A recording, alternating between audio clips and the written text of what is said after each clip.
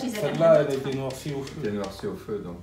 Alors Saint-Jean-la-Poterie, c'est un des plus anciens et des plus importants centres potiers de Bretagne Sud, qui diffusait ses pièces, ses productions de Nantes jusqu'à Quimper, jusqu'au début du XXe siècle. C'est un site qui bénéficie de gisements d'argile importants, ce qu'on appelle la lise, et on soupçonne que cette activité remonte à l'époque gallo-romaine au moins, puisqu'il y avait la cité romaine de Durécy, qui est maintenant Rieux, où il devait y avoir une production de céramique importante.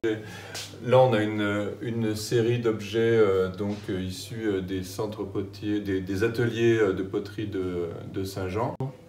Alors, on produisait toutes sortes de pots du quotidien, donc à usage culinaire, donc pour transporter de l'eau, du lait, pour cuisiner, pour cuire aussi, ce qu'on appelle des casses qui allaient dans les fours, des marmites cuisson sur le feu. Voici par exemple une buire, et ce sont des poteries qui étaient faites pour aller chercher l'eau.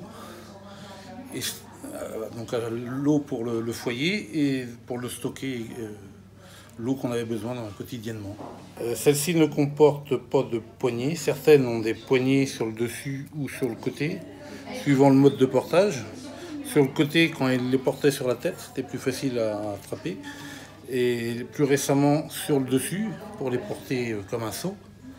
Celle-ci est sans poignée et elle se portait une dans chaque main. La personne était dans le cercle de barrique et tenait ces deux buires dans chaque main. Alors ce livre que nous avons écrit avec Denis Danilo, Poterie traditionnelle de Bretagne Sud, s'intéresse aux trois grands centres potiers du sud de la Bretagne qui sont, outre Saint-Jean-la-Poterie, Malensac et Herbignac, en Loire-Atlantique.